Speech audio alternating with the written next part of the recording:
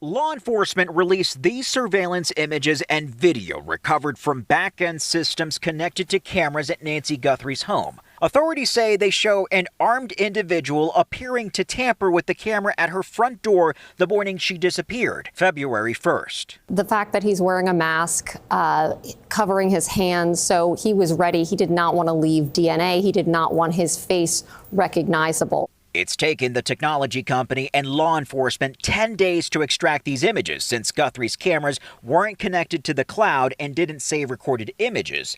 This comes as billboards with Guthrie's picture and information are popping up in Phoenix and even in Houston.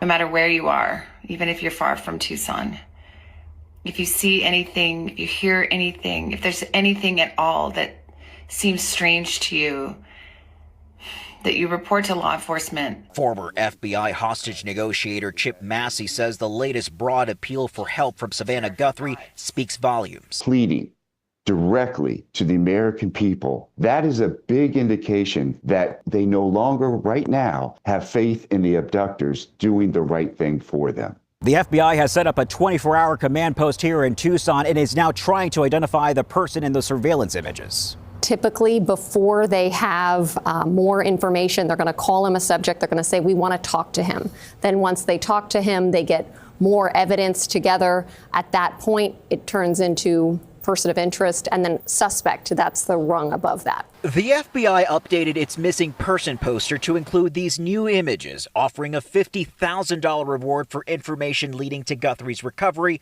or the arrest and conviction of anyone involved in her disappearance. Andres Gutierrez, CBS News, Tucson.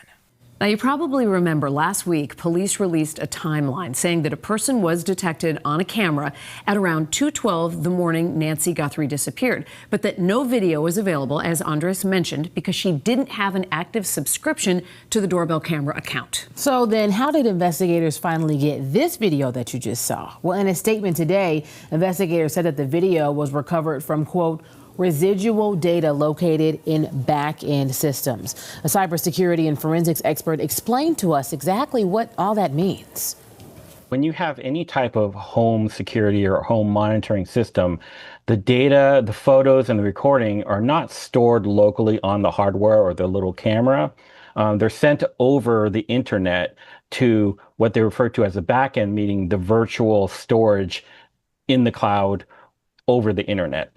So when that happens, whether you have a subscription or not, they still sample the video. You're just paying for access to that video. So what happens is, to save on storage, oftentimes think of it as a trash compactor.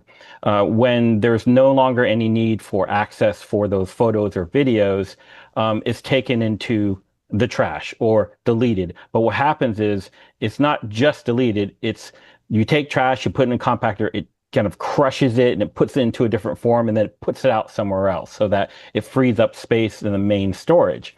So in this case, likely what happened is they've needed to trace everything that they've put into that trash compactor. Now, Peter Tran, the person you were just listening to, says it's not unusual for it to take investigators days to access videos like this one. Investigators say that they are continuing to work to recover any more images or video that may have been lost, corrupted, or inaccessible. So be sure to stay with WBZ and CBS News Boston for updates on the Guthrie investigation.